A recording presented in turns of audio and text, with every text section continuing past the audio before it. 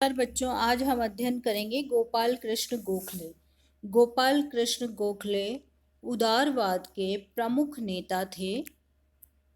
इनके द्वारा servant of India society की स्थापना की गई थे।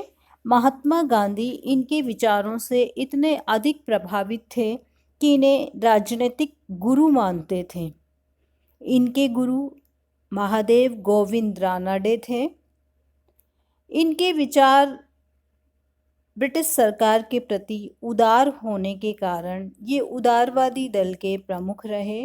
ब्रिटिश साम्राज्य को ये भारत के हित में समझते थे, लेकिन ब्रिटिश सरकार की अन्यायपूर्ण नीतियों की आलोचना करने में भी इन्होंने कतई परहेज नहीं किया। ब्रिटिश सरकार द्वारा 1894 ईस्वी में की गई घोषणा की पोल खोलते हुए कहा था, यदि अंग्रेज भारतीयों के साथ समानता का व्यवहार नहीं करेंगे तो उनका हमारी निष्ठा पर से सबसे बड़ा दावा समाप्त हो सकता है।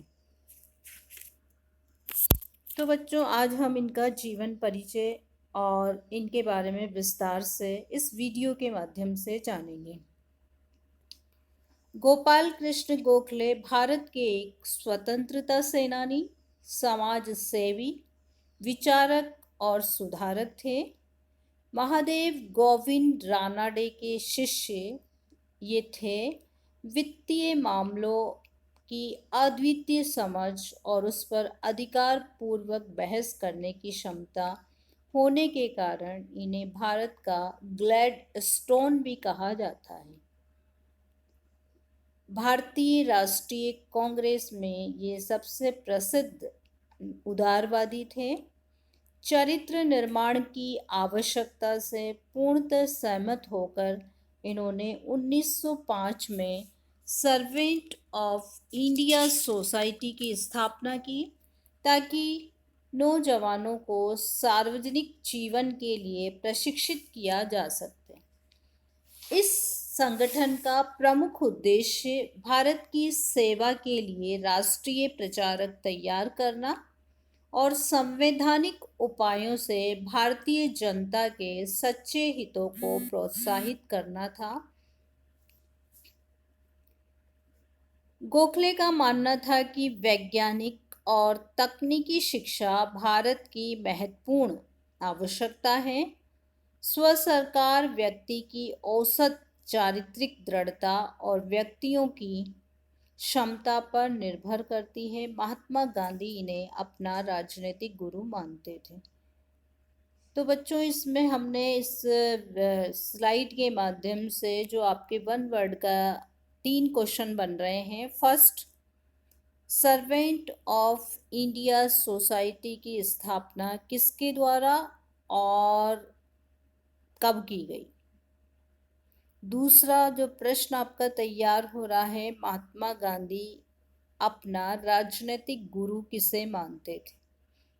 तीसरा जो प्रश्न है वो है, गोपाल कृष्ण गोखले किसके शिष्य थे।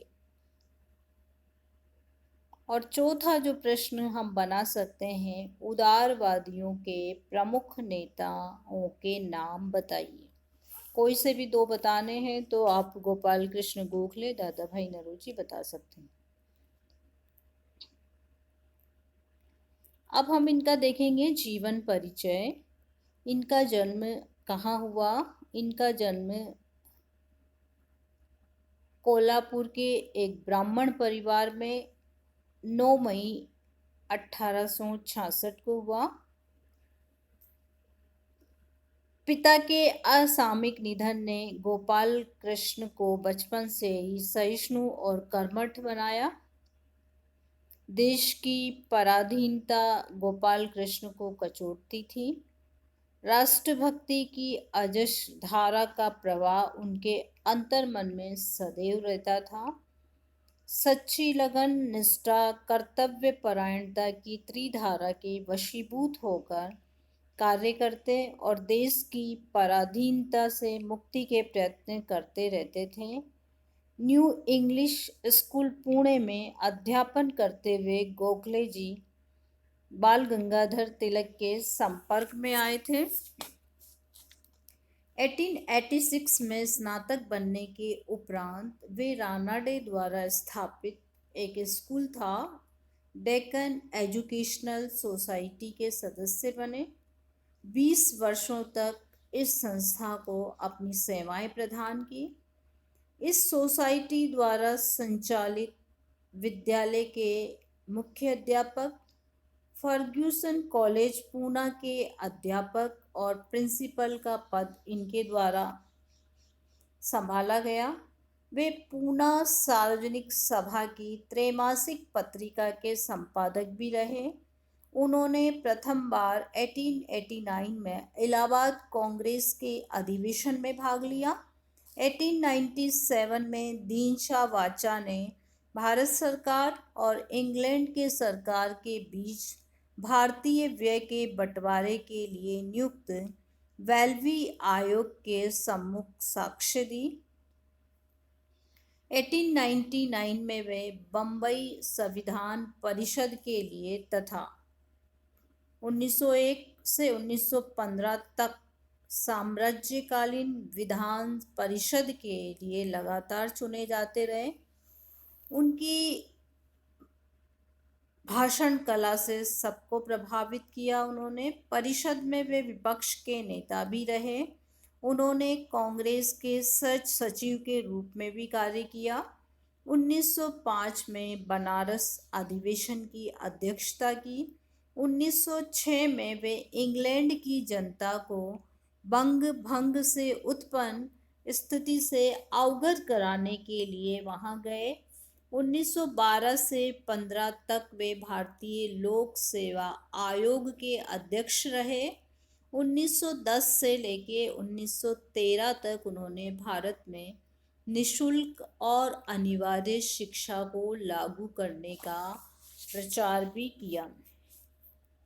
तो बच्चों, हमने देखा किस तरह उन्होंने तत्कालीन कांग्रेस और उस समय जो संगठित संस्थाएं थीं उनमें बढ़ चढ़कर भाग लिया और अपने विचारों का प्रचार किया, भारतीय जनता के हित में काम किया। 1886 में वो फर्ग्यूसन कॉलेज में अंग्रेजी के प्राध्यापक के रूप में डेक्कन एजुकेशन सोसाइटी में सम्मिलित हुए। एमजी रानाडे के प्रभाव में आए। सार्वजनिक सभा पूना के सचिव रहे। 1890 में कांग्रेस में उपस्थित रहे। 1896 में बेल्बी कमीशन में गवाही देने के लिए इंग्लैंड गए और 1899 में बम्बई विधानसभा के लिए और 1902 में एम्पीरियल विधान परिषद के निर्वाचित किए गए। वह अफ्रीका भी गए, वहाँ गांधी जी से भी मिले। उन्होंने दक्षिण भारत की भारतीय समस्याओं में विशेष दिलचस्पी ली। अपने चरित्र की सरलता, बौद्धिक क्षमता और देश के प्रति दीर्घकालीन स्वार्थहीन सेवा के लिए उन्हें सदा स्मरण किया जाएगा। वो भारत लोक सेवा समाज के संस्थापक और अध्यक्ष भी रहे। उदारवादी विचारधारा के वो अग्रणी प्रवक्ता थे और 1915 में उनका स्वर्गवास हो गया था। अफ्रीका से लौटने के पश्चात वे राजनीति में सक्रिय हुए। महात्मा गांधी से उनका संपर्क हुआ और गोपाल कृष्ण गोखले के निर्देशन में सर्वेंट ऑफ इंडिया सोसाइटी की स्थापना की, जिसमें सम्मिलित होकर लोग देश सेवा कर सकते थे। पर इस सोसाइटी की सदस्यता के लिए गोखले जी ने एक सदस्य से कड़ी परीक्षा लेकर उसे सदस्यता प्रदान की थी। इस सदस्यता से संबंधित एक घटना है कि मुंबई म्यूनिसिपैलिटी में एक इंजीनियर थे, अमृतलाल वी ठक्कर उनका नाम था और वे चाहते थे कि वो इस सर्वेंट ऑफ सोसाइटी के सदस्य बने और देश सेवा में अपना योगदान दें।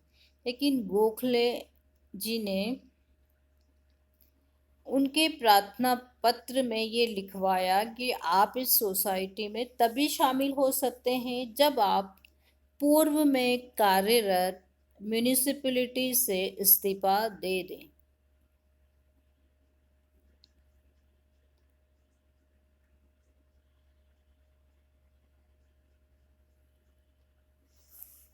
और ये भी कहा कि एक व्यक्ति दो स्थानों पर पूरी कर्मठता से काम नहीं कर सकता, इसलिए आप पहले इस्तीफा दें और बाद में इस सोसाइटी की सदस्यता ग्रहण करें। अमृतलाल नागर को त्यागपत्र देकर ही इसकी सदस्यता प्राप्त हुई और वो कालांतर में जो उनका नाम इतिहास में आता है वो है ठक्कर बाबा के नाम से जाने गए।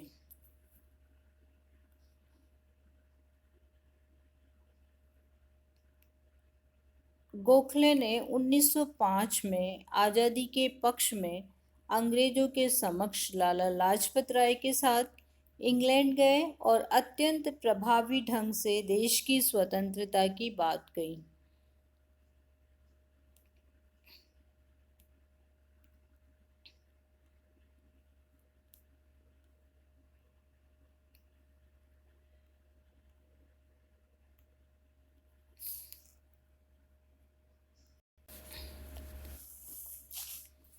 उनके राजनीतिक विचार उदारवादी थे। वे जनता की कठिनाइयों को सरकार के सामने और सरकार की कठिनाइयों को कांग्रेस के सामने रखते थे।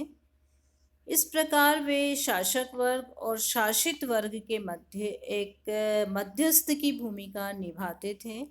अंग्रेजों की न्यायप्रियता, उदारता, निष्पक्षता में उनका अटूट विश्वास था। उनका विचार था कि जिस दिन अंग्रेजों को ये विश्वास हो जाएगा कि भारतीय स्वशासन के योग्य हो गए हैं, तो वो ऑटोमेटिक ही भारतीयों को स्वशासन प्रदान कर देगी। भारत की उन्नति के लिए वे ब्रिटेन के साथ संबंधों को उपयोगी मानते थे और उनका विश्वास था कि राजनीतिक उत्तेजना के बवंडरों से देश का उद्धार नहीं होगा। वे साधन और साध्य दोनों की पवित्रता में विश्वास रखते थे, लेकिन उन्होंने ब्रिटिश शासन और एंग्लो इंडियन नौकरशाही की भूमिका की आलोचना की। नमक कर पर कड़ा प्रहार किया। उन्होंने अंग्रेजों द्वारा उच्च पदों पर भारतीयों को नियुक्त नहीं किए जाने के संबंध में ब्रिटिश सरकार को स्पष्ट किया कि यदि ब्रिटिश सरकार भारतीयों के साथ अच्छा व्यवहार नहीं करेगी, अर्थात समानता का व्यवहार नहीं करेगी, तो हमारी निष्ठा भी ब्रिटिश सरकार से समाप्त समझी जाएगी। सामाजिक क्षेत्र में भी उनके द्वारा सर्वेंट ऑफ इंडिया सोसाइटी की स्थापना करके समाज सेवा का कार्य किया गया। इस संस्था ने श्रीनिवास शास्त्री, के देवधर, एन.एम. जोशी, हृदयनाथ कुंजरू जैसे महान समाज सेवक राष्ट्र को दिए थे। गोखले ने डेक्कन एजुकेशन सोसाइटी के लिए भी कार्य किया। उन्होंने तकनीकी शिक्षा पर बल दिया और भारतीयों को विदेश में औद्योगिक व वैज्ञानिक ज्ञान प्राप्त करने के लिए भेजने का समर्थन किया, जिससे कि देश में वे लौटकर उद्योग धंधे स्थापित कर सके। वे निशुल्क और अनिवार्य शिक्षा के समर्थक थे।